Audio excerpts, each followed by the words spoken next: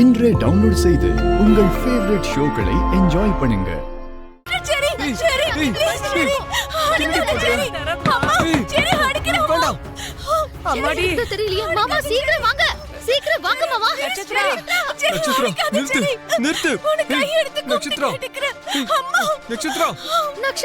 கடவுளே, பேபி என்னாச்சு பேபி? இப்ப என்ன பண்றது? பேபி பேபி என்னாச்சுன்னு சொல்லுமா? என்னாச்சுமா? எதுக்கு அப்படி கத்துன? என்னாச்சு? ஐயோ பேபி என்னாச்சுன்னு சொல்லுமா? சரி என்னடா பண்ண? ஏன் அப்படி கத்துன? இங்க பாரு, என்னாச்சுன்னு சொல்லுடா.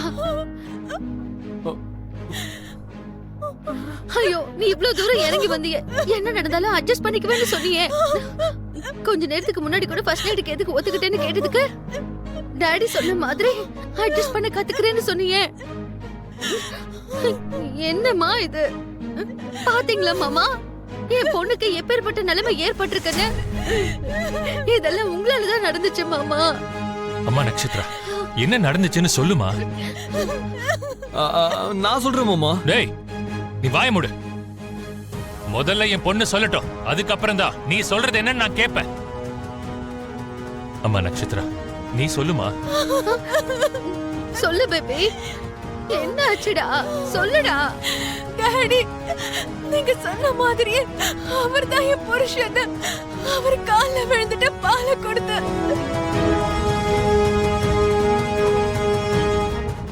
பூமி கிட்ட இருந்து தப்பிக்கிறதுக்காக தான் அவன் கழுத்துல தாலி கட்டினேன். அதுக்காக நீ என் பொண்டாட்டி ஆயிட முடியாதுன்னு சொல்லி அந்த பாலை தூக்கி எரிஞ்சிட்டான் டாடி.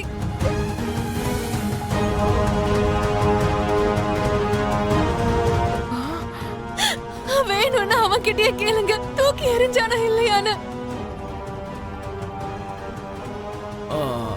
அது என்னன்னா மாமா, தூக்கி எரிஞ்சது என்னமோ உண்மைதான். டேய், என்னோட பொண்ண முழுசா பேச விடு. என்னங்க நீங்க இப்படி சொல்றீங்க? உலகத்தோட பார்வைக்கு நம்ம புருஷன் பொண்டாட்டி ஆயிட்டோம்ல.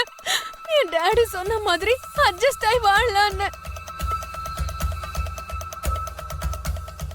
அவ்வளவுதான் டாடி. இப்பவே உன் வாயால என்ன புருஷன் இல்லைன்னு சொல்ல வைக்கிறேன்னு அடிக்க ஆரம்பிச்சுட்டான் டாடி.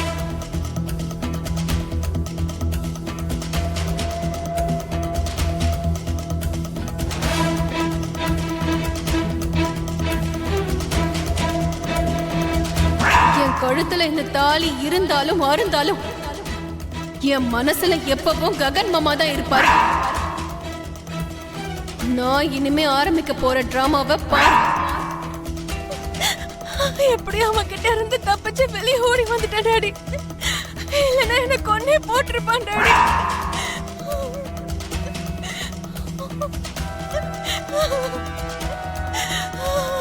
மாமா, கிளாஸ்ல தூக்கி போட்டது என்னமோ உண்மைதான். ஆனா நான் சொல்றத ஒரு வாட்டி